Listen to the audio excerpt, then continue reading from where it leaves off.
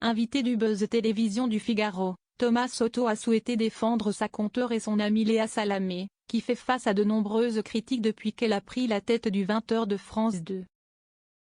Depuis la rentrée 2025, Léa Salamé présente le journal de 20h de France 2 après avoir succédé à Anne-Sophie Lapix. Un nouveau rôle qui suscite le débat, notamment à cause des audiences qui n'atteignent pas toujours les objectifs fixés, mais aussi à cause des quelques bourdes de la journaliste.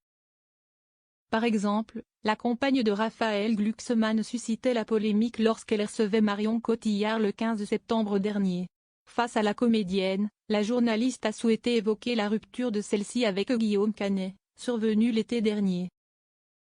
Ma question était qu'on a appris cet été votre séparation après 18 ans de vie commune. Vous êtes un des couples qui a fait le plus rêver les Français. Je voulais juste savoir comment vous alliez, rappelait dans un premier temps Léa Salamé, avant d'appuyer et demander « Est-ce que vous allez bien Marion Cotillard ?» Merci, ça va, répondait alors l'actrice avant de renchérir, « Et vous, vous allez bien ?» Ça va aussi, répondait alors Léa Salamé.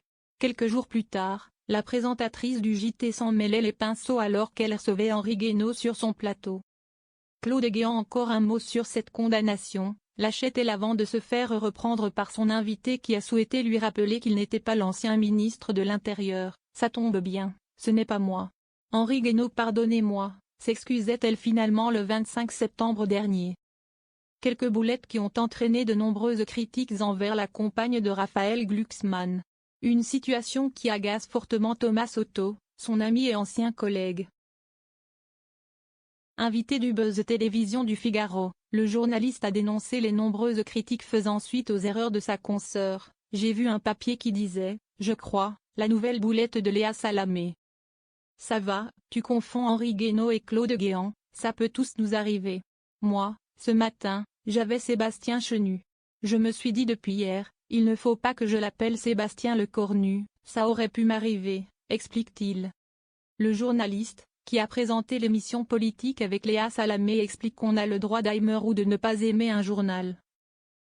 On a le droit d'aimer ou de ne pas aimer un présentateur, une présentatrice, on a le droit de regarder ou pas de regarder, mais on n'a pas le droit de défoncer, on n'a pas le droit de lyncher, on n'a pas le droit de détruire l'humain.